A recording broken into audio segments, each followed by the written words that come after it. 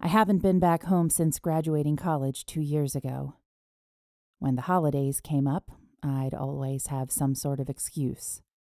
I couldn't get the time off work, flights were too expensive, I'd waited too long to book and they'd sold out.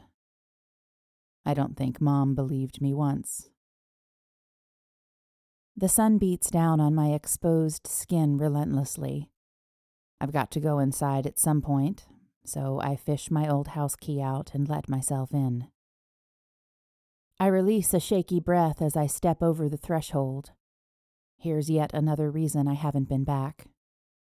Dad is everywhere in this house. My fingers drift along the frames Mom still has hanging in the entryway. His 60th birthday party when I was in high school, my sweet 16, their wedding. The memories press in on me with each step I take into the house. Missing him is like a physical ache, and it's so much worse here. There's only one way I'm going to get through this. Ignore the photos. Drown out the memories and focus on my job applications. For that matter, focus on anything else, even if that means focusing on Nikki's wedding planning. Low chatter from the kitchen reaches my ears. Looks like Mom's home after all. But she's not alone. My bag drops from suddenly numb fingers as Cole's eyes look up from my mother's kitchen counter to meet mine, an expression of surprise crystal clear in them. I should have recognized that Jeep in the driveway the instant I saw it. I'd ridden in its passenger seat enough times over the years.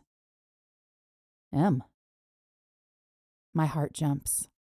Every bit of emotion that I'd been dead set on keeping fast asleep wakes up and whispers.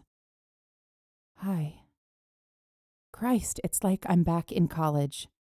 How is it possible that the air between us can be full of so many yesterdays and memories? How can he look simultaneously strange and familiar? And have I seriously not said anything out loud yet? I shake myself free from the shock. Cole. I paste a smile on and cross into the kitchen, extending a hand.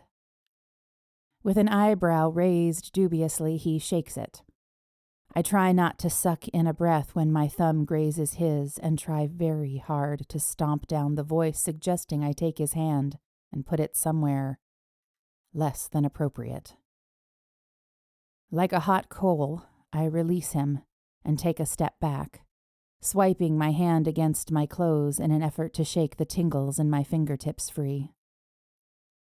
This is one of the dangers of being near Cole. Too close, and I risk letting myself be pulled into his orbit again. Don't take this the wrong way, but what are you doing in my mother's kitchen?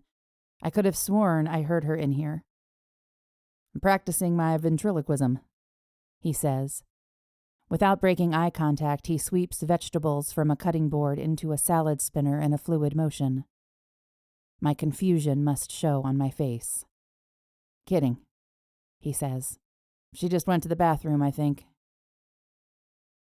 Yet another thing that hasn't faded with time. Cole has an uncanny ability to make me feel like he can see straight into my mind when looking into my eyes. It's like he can read every screaming insecurity, every desperate fiber in me that wants to leave everything behind and sprint back to California if I have to. And that train of thought is patently absurd, I remind myself.